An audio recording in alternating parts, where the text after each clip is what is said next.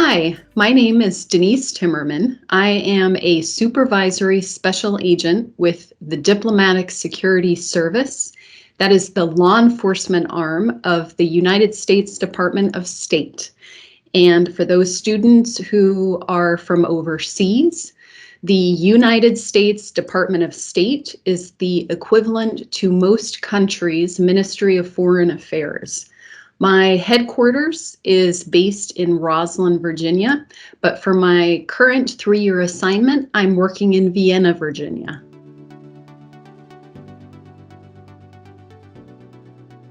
In 2001, I graduated from the University of Wyoming College of Law.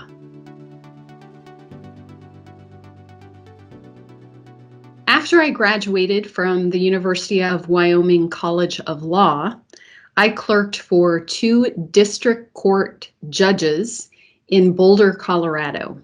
At the same time, I interned for the Fort Collins District Attorney's Office. After I passed the Wyoming and Colorado bar examinations, I had finished both of my clerkships and was working full-time at the District Attorney's Office in Fort Collins. So I worked for 2 years as a prosecutor in that office and realized that I wanted a career with more adventure and with opportunities for overseas travel and experiences. I applied to the United States Secret Service office in Denver, Colorado, was hired in Denver, and my first assignment with the Secret Service as a special agent was in the Dallas, Texas field office. And I ended up working for all 5 years of my Secret Service time in Dallas, although the president during most of my time in the Secret Service was President George W. Bush. So a significant part of my Texas time was actually down at the Crawford Presidential Ranch. Now, I also worked in 2008 during the campaign for then vice presidential candidate Joe Biden, and I was both his limo and follow driver during the campaign. However, I still wanted more overseas travel, and I was really getting only regional travel. So a lot of travel within Texas, a lot of travel within the southern United States, but very little travel overseas. And that's what I really wanted. So a friend and colleague in the Secret Service office took me over and introduced me to a special agent in the Diplomatic Security Office in Dallas, Texas. And I'll tell you, once I realized that there was a federal agency where their tours were not only domestic, but also overseas at all of the embassies and consulates around the world, I was sold.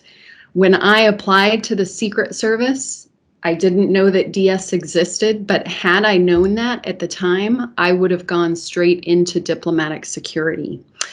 So even with my background and experience, it still took about a year for me to get hired on with diplomatic security and have my background and my clearance, whether they transferred over or had to do more work on that. So even a minimum of a year, and again, that's considering I came over from another federal agency that has a lot of the same requirements and does a lot of the same kind of work.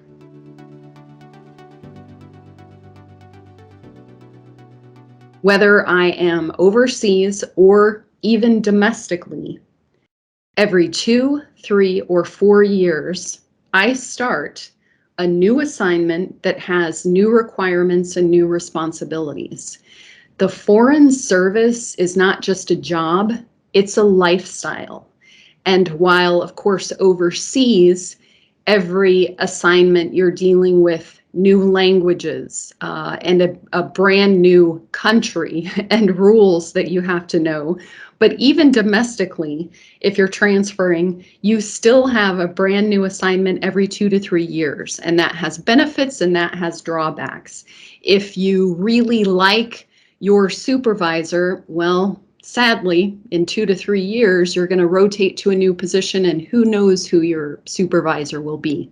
On the other hand, if you happen to be in an assignment where you don't much care for your supervisor, you know that after 2 to 3 years at the maximum, or maybe they rotate in as little as several months up to a year, you'll have a brand new supervisor. So things cut both ways, but it's definitely a different approach to most career fields that people face in the United States.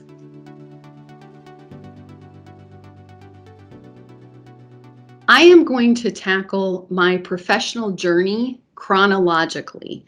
And by doing that, I'll be able to describe a handful of my different assignments, both overseas and domestic, and you will be able to get a feel for the kinds of challenges that I face in my different assignments, and also the kinds of things that excite me. My first assignment was a mandatory 2-year assignment in a domestic field office. And for me, I was assigned to the Washington field office technically in Washington, D.C., but it was actually in Vienna, Virginia. During my first year tour there, I was investigating passport and visa fraud. I had an Egyptian adoption scheme investigation, and I was assigned to a 45-day temporary duty assignment, or TDY, with the Secretary of State. So at that time, it was Secretary of State Hillary Clinton. And so I was assigned to her protective detail for 45 days. So I traveled with her domestically and I traveled with her overseas. I recall specifically, we went through both Shanghai and Berlin. We had stops and visits in both of those locations, but I still wanted even more overseas experience. So because I had the background and training I did coming from the Secret Service and the DA's office, I lobbied with my Washington field office to allow me to go to one of our high threat locations for my next assignment. I was successful in my lobbying, so they allowed me to immediately begin a 2 to 3 month high threat training program. Another experience that I had while I was in Afghanistan, a colleague of mine, another DS agent, who knew that I had played soccer in undergrad, he was able to secure a sizable donation from the Houston Dynamo's Major League Soccer team. And so he organized myself and 4 other female DoD soccer players. And the group of us took a helicopter from Kabul over to Logar province. And once we were there, we visited a little girls' school. And we put on what we would characterize maybe as a soccer clinic, although a lot of the little girls had just clogs or little sandals on. But when we left that day, they each were able to keep one of 50 soccer balls that was part of the donation. So that was, again, another unique experience that I had that I will remember for my lifetime. After Afghanistan, I came back to the United States. I did about a 2.5 month language refresher for Spanish language at our Foreign Service Institute. Now, I'm going to cut in here. This is one of the huge perks of being in the Foreign Service.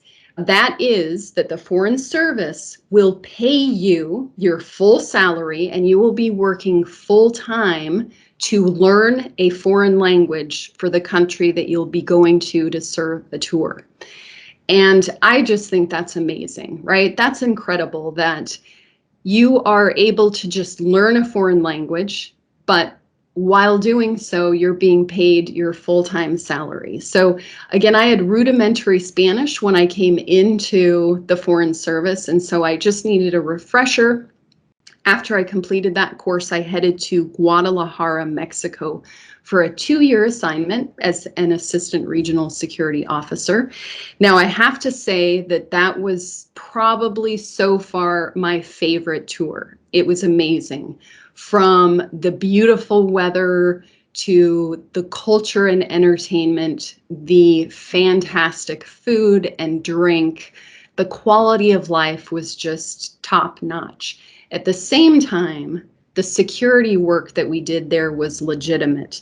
About once a quarter, we had cartel battles in the plazas or pretty big decapitated body dumps in the middle of downtown.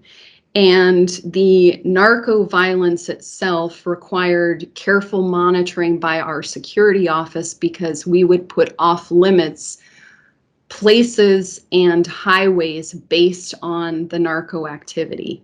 I tried everything that I could to extend my 2-year tour in Guadalajara as long as I could possibly extend it, and I was totally unsuccessful in that. So after my 2 years in Guadalajara, I came back to our headquarters where I started a tour, a domestic assignment, again for 2 years in our Protective Intelligence Investigations Office. Another thing that the Protective Intelligence Investigations Office did was it was attached to the Secretary of State's protective detail and would send out an agent on all of the overseas trips to conduct a threat assessment for that visit. So I was able to travel to different locations that include Amman, Jordan, Jakarta, Indonesia, Abbottabad, India, Muscat, Oman, Geneva, and Montreux, Switzerland. I had a lot of travel, and it was fantastic during my PII, or Protective Intelligence Investigations, domestic tour. I did a 3-year tour myself in Ankara, Turkey, and I was the overseas criminal investigator there, or that's also a title for the Assistant Regional Security Officer Investigator. I did several different kinds of things during that tour. Now, they were all high profile, and a lot of it tended to be in the media, whether it was local media, local Turkish media, or back in the United States. But I assisted our consular team in helping American citizens and local Turkish employees who the embassy and consulates had hired to work for the United States government who were arrested. So we were doing what we could on those cases. I also was helping the FBI agents in the embassy where I worked with their investigations into foreign terrorist fighters. Another thing that I did was investigated people who were claiming to be American citizens, although they had no forms of identification on them, but they were at the border, the Syrian border, trying to come over into Turkey and eventually get back to the United States. Again, all fascinating political issues, but with very serious consequences, i.e. letting people into the United States. We have to make sure they're safe and secure. And so that tour was a fascinating tour for me. But I do have to say that the most interesting, or maybe the way I would characterize it as my favorite case that I had while I was in Ankara, was actually a child abduction case. And it was where I was able to locate and return an American citizen child who had been missing for 2 years, again in a parental abduction case. Now, there was evidence of abuse by the taking parent who had violated both a United States and a Turkish custody order. And I was able to track that taking parent from Turkey to Kazakhstan and then back to Greece. I worked with a consular team that was phenomenal. And one day the consular team learned that that taking parent had requested a new passport under an altered name. And he was traveling through the United States in 2 days. And that was key information for me because I was able to immediately coordinate with DHS, Homeland Security Investigations, CBP, at the Los Angeles airport. And so I coordinated with their interdiction team. And what they were able to do was, while the father was on a layover during his flight, they checked his cell phones for any kind of address. And my team had provided a full list of potential phrases and locations that we wanted them to focus on, and Greece was one of those locations. So the team was actually able to locate an entry within one of the phones that was connected to a tutor with a home address in Athens, Greece. What I did was relay that information to a diplomatic security agent who was standing by in Athens, Greece. And he worked with Greek immigration and law enforcement, and they responded to the address. They happened to see the child at that local address. Now, the child was home alone, so that permitted the Greeks to be able to head straight on into the home, take the child into protective custody. We then were able to reunify the child with the rightful parent. And I still receive thankful and thoughtful emails from the rightful parent. In fact, I just received one over the Christmas holiday saying, once again, thank you for all that you do.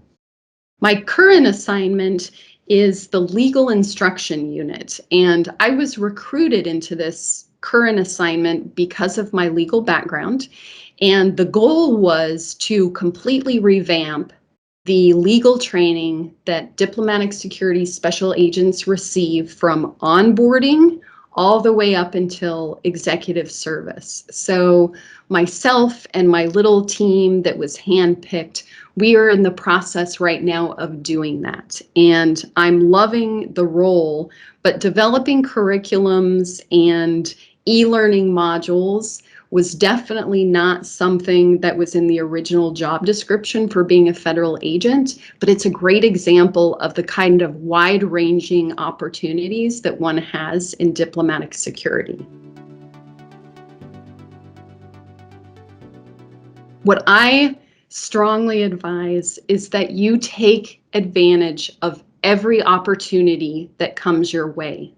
You never know what experience is going to open doors for you in the future. So volunteer for charities, volunteer for shelters, coach a kids team, be a mentor in whatever way you can, whenever you can. And the last thing that I would say is that in the Foreign Service, but also just in life, interpersonal skills are key. And if you are someone, or you can work on being someone who gets along with everyone, then your peers, your subordinates, and your bosses will all go out of their way to get you on their team or to work for you. So I highly recommend that you try your best to be enthusiastic and positive in all that you do. It really does make a difference. And speaking from experience, keep your sense of humor because it will help you stay sane. So thank you very much for taking the time to listen to me.